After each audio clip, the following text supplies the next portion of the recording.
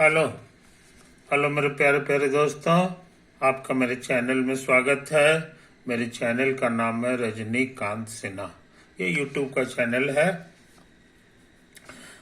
और ये जो थंबनेल है पढ़े होगे वो है BIT टॉपर इन ₹500। 500 रुपया जमा करना है मेरे दोस्त, और उसके बाद जो है एक लाजवाब समाचार के लिए तैयार रहो, वो है IIT में टॉप करना। मैं उसी दिशा में काम कर रहा हूँ, समझे। ₹500 कहाँ सेंड करना है तो ये देखो, ये वन टाइम पेमेंट है। रजनीकांत सिन्हा ये कोड है और अकाउंट नंबर है ना। इसी में ट्रांसफर कर दो मेरे यार, यही तो बात है। अच्छा, ये वीडियो नंबर कौन सा है सो समझ लो। ये है लेक्चर नंबर 157 ये है, और इसमें सीरियल चल रहा है P+M। P+M के मतलब शुरू में जो लेटर है वही हम लोग को आज करना है। तो फिजिक्स के प्रॉब्लम कर रहे हैं, है ना। फिजिक्स के प्रॉब्लम कर रहे हैं, तो फिजिक्स के कई कई ब्रांचेज हैं। हम उन सब ब्रांचेज का नाम नहीं लेंगे, है कि नहीं, लेकिन हम अपने अपने अपने ऑर्डर से, समझे कि नहीं, किस क्रम में किस चीज को पढ़ना है उसी आधार पे काम कर रहे हैं और तुमको उसी को फॉलो करना है, समझे कि नहीं, यही बात है। तो इसके वीडियोस जो है हमारे शायद 5 अपलोड हो चुके हैं। ये स्टार्ट किया है परहैप्स 151 से, है ना। तो 151 से 156 तक हम शायद कर चुके हैं। इसको बढ़िया से देख लेना। तो फिजिक्स की दुनिया में भी हम आ चुके हैं। आज जो है प्रोग्राम है कुछ सवाल बनाने का समझे कि नहीं। सवाल बनाने से पहले जो है एक छोटी सी बात समझ लो, नोट। ये जो है ना, ये इलेक्ट्रिकल चार्ज है, इलेक्ट्रिकल चार्ज, समझे कि नहीं। इलेक्ट्रिकल चार्ज को हम लोग जल्दी में रहेंगे तो खाली चार्ज बोलेंगे। अब मान लो कि ये तुम्हारा है Q1, और उसी तरह एक और इलेक्ट्रिकल चार्ज है, एक और इलेक्ट्रिकल चार्ज है ये, समझे ये। और ये जो है ना, इसको Q2 मान लो, समझे। अच्छा, और इनके बीच की जो दूरी है, डिस्टेंस है, इसको हम लोग थोड़ी देर के लिए R कह दें, इसका नाम दे दो, बात समझे। तो तुम्हें पता होना चाहिए कि ये एक दूसरे पे फोर्स लगाता है ना। Q2 पर Q1 फोर्स लगाएगा। अब फोर्स किधर लगाएगा सो समझ लो, फोर्स इसी लाइन पे लगाता है ना। या तो इधर लगाएगा या इधर लगाएगा, जैसा स्थिति रहेगा, खैर जो भी हो। तो इस फोर्स को हम लोग force exerted by Q1 on Q2, समझे, ये ऑन Q2 कितना होता है सो समझ लो। उसका फॉर्मूला यही है, 1/4πε0। दोनों चार्ज को मल्टीप्लाई करो और डिवाइडेड बाय बीच की दूरी जो है R, उसके स्क्वायर से गुना कर दो, समझे कि नहीं, ये तो बात है। इतना ही होता है यहां पर। वेयर एप्सिलॉन नॉट जो है ये कांस्टेंट है, ये कांस्टेंट, इसका नाम है called permittivity of free space. Permittivity of free space के नाम से मशहूर है, समझे। एक तो है कहानी। और ये जो नियम है, फोर्स को हम लोग F कहते हैं, तो ये जो फोर्स F है इतना के बराबर है। ये नियम जिस आदमी ने पता लगाया था उसका नाम है कूलम्ब, उसका नाम क्या है, कूलम्ब। इसलिए ये पूरी दुनिया में कूलम्ब्स लॉ के नाम से आज भी मशहूर है। आज भी मशहूर है। समझे कि नहीं? तो यहाँ पर एक चीज समझ लो, एक चीज समझ लो, फोर्स हमारे लिए वेक्टर होता है ना? तो वेक्टर के रूप में आंसर तो लिखा हुआ है नहीं। वेक्टर के रूप में इधर भी वेक्टर है तो इधर भी वेक्टर होना चाहिए। तो कैसे लिखें ताकि जो है हमारा सब कुछ सही हो जाए? तो उसका जवाब है कि असल में फॉर्मूला ये है, वेक्टर के रूप में लिखोगे ना तो ये इतना हो जाएगा 1/4πε0 और Q1/Q2 R का स्क्वायर, और इधर लगा दो यूनिट वेक्टर अलोंग P से Q, है ना? ये नक्शा क्या हो गया सो समझ लो। ये तुम्हारा Q1 चार्ज है, ये तुम्हारा Q2 चार्ज है, इसके बीच की दूरी है R, है कि नहीं? तो ये जो वेक्टर हो गया यहाँ से यहाँ तक, इसी को हम लोग R वेक्टर कहते हैं। अब मान लो 1 तुम्हारा इतना बड़ा है, 1 इतना बड़ा है, तो ये जो है हरा रंग का जो हम 1 साइज का इसी डायरेक्शन में वेक्टर बना रहे हैं, इसी को कहेंगे unit vector along P to Q, है कि नहीं? वर्ड्स में लिख दो, ये कहला जाएगा unit vector from P, unit vector from Q1 to Q2, Q1 से Q2 की ओर जा रहा है और इसका साइज 1 है, तो वही वाला है, यहाँ वेक्टर डाल दो तो मैग्नीट्यूड तो यही रह जाएगा, और डायरेक्शन शो कर दिया कि इधर से इधर होगा। यानी दोनों अगर पॉजिटिव है तो फोर्स हमारा इतना हो जाता है। समझे? फोर्स का फोटो भी बना दें। फोर्स पे, इस पे लगने वाला जो फोर्स हो गया यही होता है। कई लोग इस फोर्स को कूलम फोर्स भी कहते हैं, कूलम फोर्स। समझे? तो इसको अच्छे लड़के भूलते नहीं है। अब वैसे जो है ना, इसको ऐसे भी लोग लिखते हैं Q1/Q2/R²। R कैप जो यूनिट वेक्टर है उसका मतलब होता है पूरा R वेक्टर और उसके लंबाई से भाग दे दो, इसी का नाम R कैप होता है कि नहीं? अच्छा,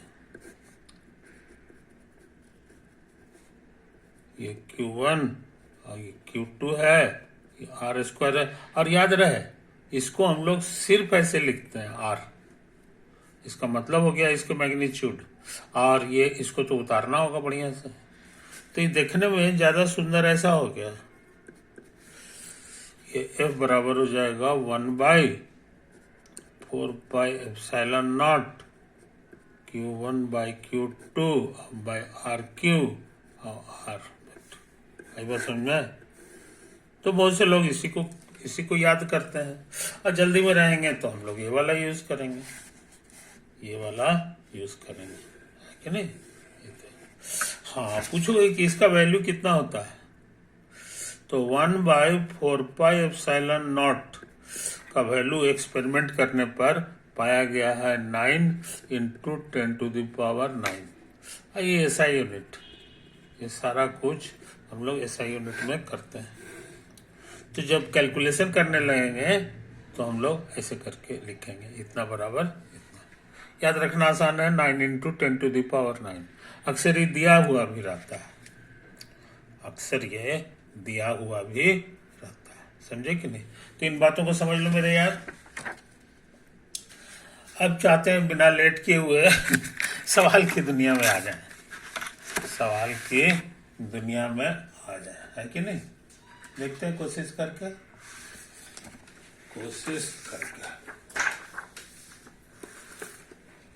हाँ,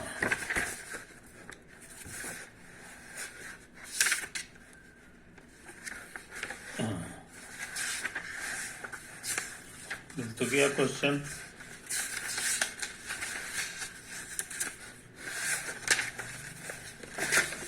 देखो एक क्वेश्चन है कि फाइंड द डायमेंशनल फॉर्मूला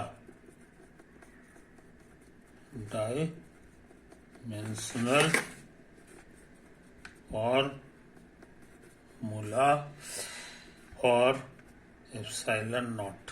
समझा? एप्सिलॉन नॉट का डायमेंशनल फॉर्मूला निकालो, समझे कि नहीं। और इसके बारे में फॉर्मूला हमारे पास क्या है ये याद रखना चाहिए। कूलम्स लॉ कहता है फोर्स बराबर 1/4 epsilon not Q1 by Q2 और बीच के दूरी का स्क्वायर। फोटो जो है हम लोग बना चुके हैं कि ये हमारा Q1 चार्ज है, ये Q2 चार्ज है और बीच की दूरी जो है ये R है। तो ये जो है ना इस पे फोर्स लगाता है, ये फोर्स है। ये किस पे लगाया है ना, तो फोर्स ऑन Q2 किसने लगाया, एक्सर्टेड बाय Q1 ने लगाया। हर फोर्स के बारे में तुमको पता होना चाहिए कि किसने लगाया और किस पे लगा। किस पे लगाया ये फोटो में ही सारा है, और किसने लगाया तो इसने लगाया है। ये खुद अपने पे फोर्स नहीं लगा सकता है, समझ लो, समझे कि नहीं। तो ये चीज है। आइए फोर्स का फॉर्मूला क्या है, यही है। इस फॉर्मूला के अनुसार एप्सिलॉन नॉट को उधर भेज दो, तो एप्सिलॉन नॉट हमारे लिए हो गया 1/4 into F into Q1 Q2 और बाई R स्क्वायर। समझे? इसका सकल सूरत क्या है सो समझ लो, ये लिख रहा है। इसका माने हो गया dimension of epsilon not, dimension of epsilon not. तो इधर भी डायमेंशन लगाना होगा, 1/4 into F into Q1 into Q2 और बाई R स्क्वायर। समझे? इसमें से ये याद रहे ये कांस्टेंट है, समझे। तो कांस्टेंट हैड नो डायमेंशन।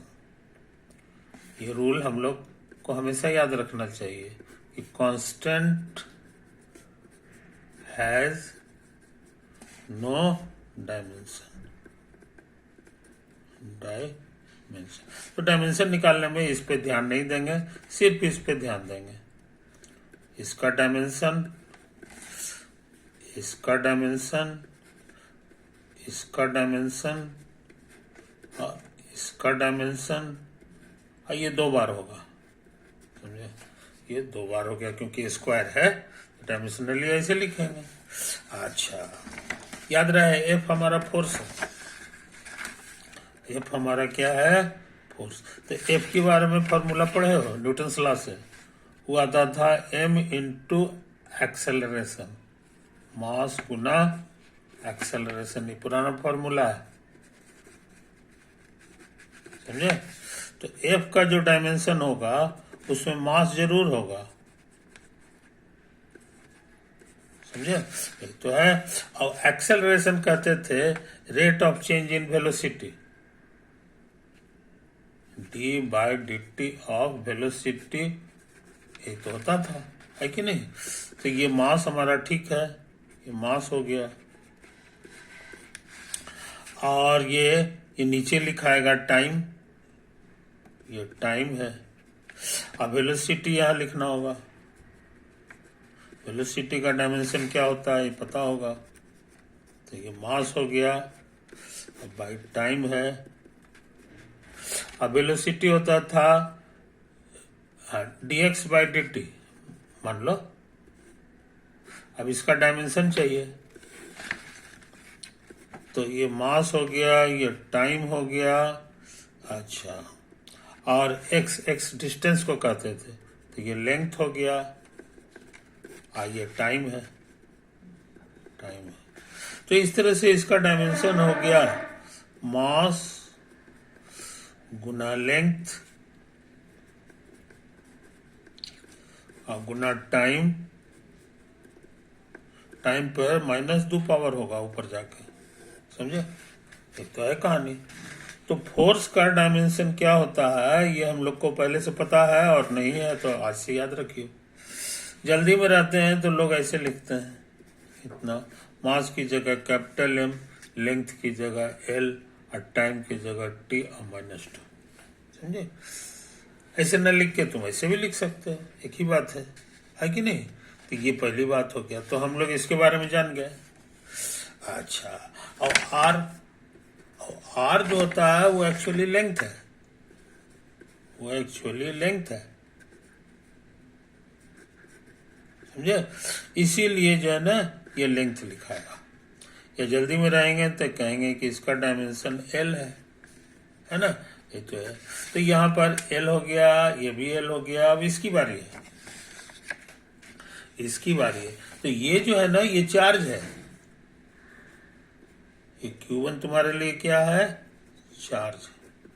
अब चार्ज जो है सब चीज सबसे अलग होता है, वो न मास है, न लेंथ है, न टाइम है, इसलिए उसकी मदद से इसको नहीं लिखा जा सकता है।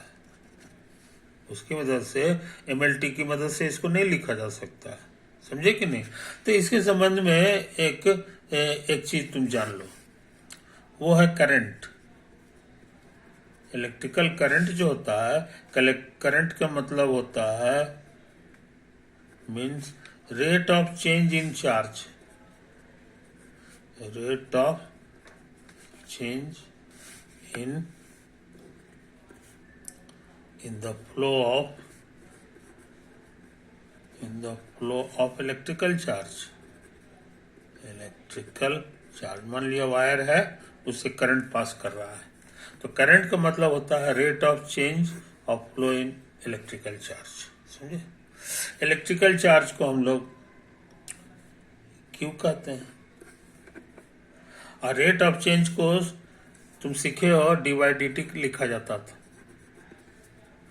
इसीलिए जो है ना हमारे लिए करंट का मतलब हो गया, करंट का मतलब हो गया dq/dt।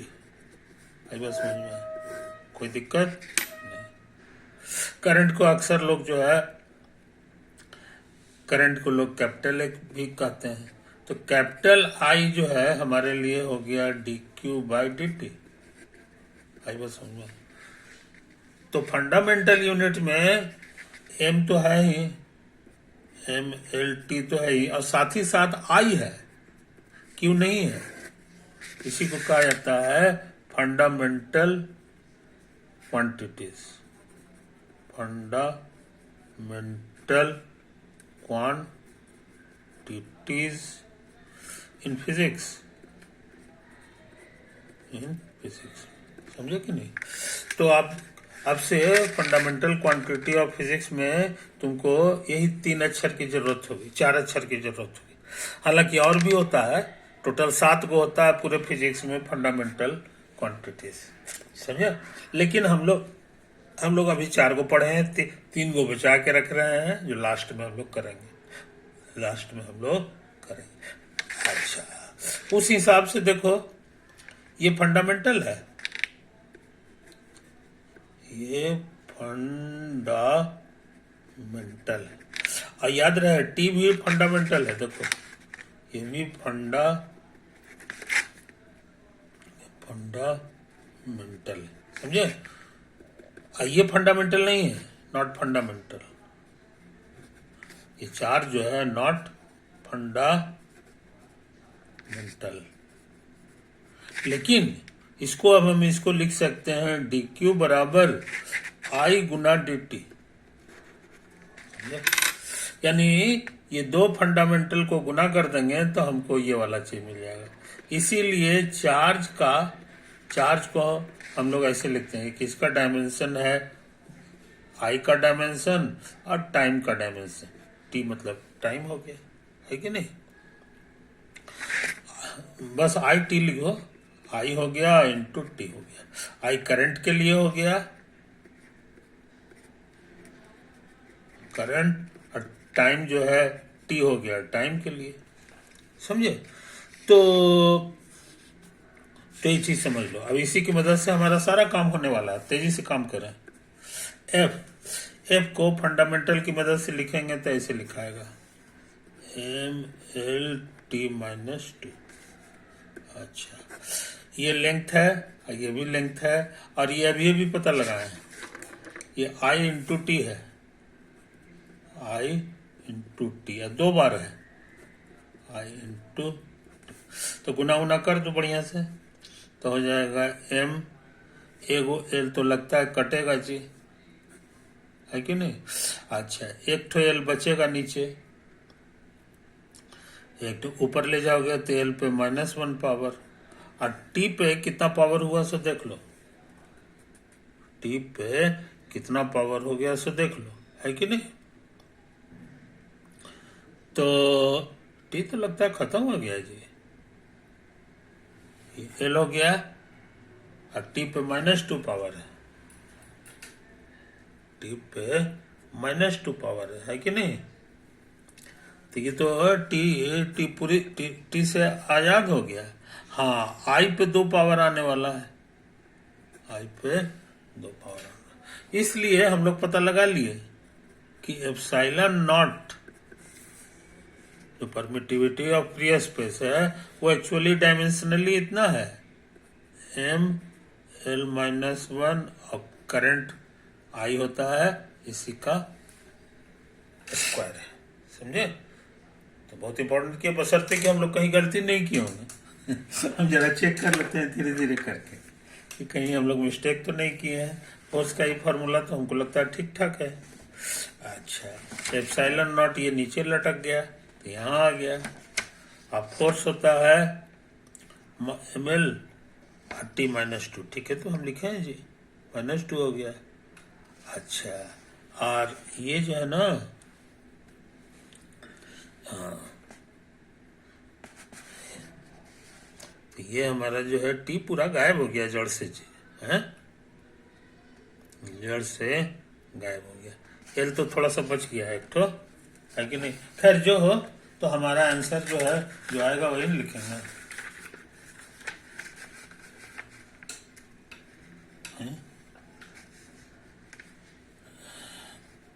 तो एम एल टी -2, ये होता है करंट। करंट जो है 2 पावर हो गया, है ना। टी पे जो है इसमें ज्यादा पावर है जी, कहीं कुछ गलती हो गया क्या। अरे नो, ये तो हम शुरू में गलती कर दिए थे, शुरू में ही गलती हो गया, ये रॉन्ग है, समझे। इसलिए कि ये ऊपर गया तो ये नीचे ना आएगा, समझे कि नहीं, ये गलत लिखा गया, इसी के कारण सारा आंसर गलत हो गया, सारा आंसर गलत हो गया। अब हम इसको ठीक करना चाहते हैं, अब हमको ठीक करने में ज्यादा समय नहीं लगेगा। देखो हम तेजी से काम कर रहे हैं, तेजी से काम कर रहे हैं, ठीक है ना। ये हमारा है F बराबर 1/4 pi epsilon not Q1 into Q2 by r²। ये हमारा कूलम्स लॉ है, कूलम्स लॉ, समझे। अच्छा, एप्सिलॉन नॉट को इधर ले जाओ, इधर तुमको बच जाएगा 1/4 पाई, और ये 1/f into Q1 Q2 by r², समझे। तो इसका डायमेंशन निकालना है, तो ये तो डायमेंशनलेस होता है कि नहीं। और ये फोर्स का डायमेंशन है, और ये लेंथ का होल स्क्वायर है, और ये हो जाएगा Q1 का डायमेंशन और फिर Q2 का भी डायमेंशन, समझे। तो हमारा इसका आंसर हमारा निकाला हुआ है, सही है, ml और t पे -2 पावर। तो ये हो गया तुम्हारा ml, और t पे -2 पावर को ऐसे भी लिख सकते हैं, नीचे लटका के, ये हो गया लेंथ स्क्वायर। ये अभी अभी पता लगाया है आई गुना टाइम होता है, चार्ज जो हमारा होता है हम लिखे हैं वो आई गुना टी होता है, वही हमारा चार्ज हो जाता है। कोई दिक्कत नहीं। ऐसा ऐसा 2 बार है तो आई। अब क्या करें? अब हमको लग रहा है जनाब ये ऊपर चला गया, तो टी जो है 2 पावर 3 पावर 4 पावर 4 पावर हो गया, और नीचे हो गया एम एल क्यूब है, और एक ठो और है आई का स्क्वायर। समझे? तो अब तेजी से लिखें। एम पे पावर हो गया -1, एल पे -3, और टी पे 4, और आई पे 2। समझे? बड़ा खतरनाक डायमेंशन है। कुछ समझे? कोई दिक्कत? तो हम लोग जो है ये खतरनाक आंसर खोज लिए हैं, और खुशी की बात है कि ये जो है ना बिल्कुल सही है, बिल्कुल सही है। समझे? तो इसी आधार पे, इसी को ध्यान में रखते हुए जो है हम लोग इसका यूनिट लिख सकते हैं। Unit of epsilon not is, ये याद रहे आई का यूनिट होता है एम्पियर, एम्पियर जिसको कैपिटल ए से सूचित करते हैं। तो एम्पियर पे 2 पावर हो गया है कि नहीं, एम्पियर स्क्वायर, और सेकंड टाइम है सेकंड, उस पे 4 पावर हो गया है कि नहीं। और ये हमारा जो है पर यूनिट मास हो गया, मास का होता है केजी, और लेंथ का क्या होता है जी, लेंथ का होता है मीटर, और नीचे लटकेगा क्योंकि माइनस पावर है। यही खतरनाक यूनिट हुआ एप्सिलॉन नॉट का। समझे कि नहीं? ये चीज है। कुछ लोग कहेगा कि ऐसा कीजिए, इसको ऐसे लिख दीजिए, यहां से हम लोग निकाल रहे हैं इसका unit of epsilon not is, constant का तो कुछ यूनिट नहीं होता है। यहां देखो चार्ज है, तो चार्ज के लिए लिखने का ट्रिक बताए हैं, करंट इनटू टाइम। तो करंट के लिए एम्पियर हो गया, तो एम्पियर स्क्वायर और टाइम स्क्वायर भी हो जाएगा। समझे? ये हो गया। अच्छा, अब पर में क्या लिखाएगा? ये देखिए फोर्स है, तो फोर्स का यूनिट होता है न्यूटन, और मीटर इसका यूनिट लेंथ का स्क्वायर, मीटर स्क्वायर हो गया। तो जल्दी में रहते हैं तो हम ये भी लिख सकते हैं यूनिट ऑफ एप्सिलॉन, जो फिर भी ये खतरनाक है। तो इसीलिए चालाक लोग जो है ये सब कुछ नहीं लिखता होता है, सीधे लिखेगा एसआई यूनिट, एसआई यूनिट। समझे कि नहीं? तो इस बात को समझ लो मेरे यार, इस बात को समझ लो। तो अब तुमको सिखा दिए हैं 1/4 एप्सिलॉन नॉट बराबर होता है 9 इंटू 10⁹ ये एसआई यूनिट है, एसआई यूनिट है कि नहीं। तो हम चाहें तो इसको उधर उधर भेज दें, ये चीज अब ये छोड़ दो, ये अच्छे लड़के इस बात को याद रखते हैं, है कि नहीं। तो हमको उम्मीद है कि ये सवाल हम लोग अच्छी तरह कर चुके हैं, है कि नहीं। डायमेंशनल फार्मूला एप्सिलॉन नॉट का क्या होता है ये हम लोग पता लगा लिए।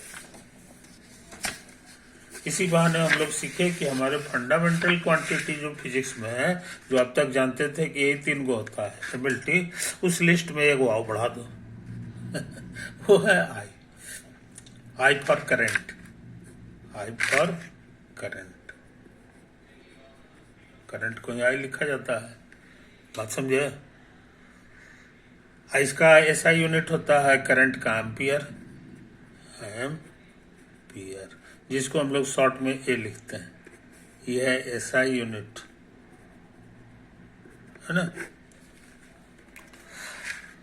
इसका जो है एसआई यूनिट केजी होता है, इसका एसआई यूनिट मीटर होता है, इसका एसआई यूनिट सेकंड होता है ना। ये नया वाला जो दोस्त आया है इसका एसआई यूनिट एम्पियर होता है। अब एम्पियर को जब टाइम से गुना कर देंगे, सेकंड से गुना कर देंगे, एम्पियर इंटू टाइम, टाइम को सेकंड कहते हैं ना, तो एम्पियर इंटू सेकंड जो होता है वही हो जाएगा तुम्हारा एसआई यूनिट ऑफ चार्ज। समझे? मगर ज्यादातर लोग इसको नहीं लिखते हैं, ज्यादातर लोग इसको सी लिखते हैं, आप पढ़ते हैं इसको कूलम्ब। तो चार्ज का ऐसा यूनिट हमारे लिए कूलम्ब हो गया, है ना।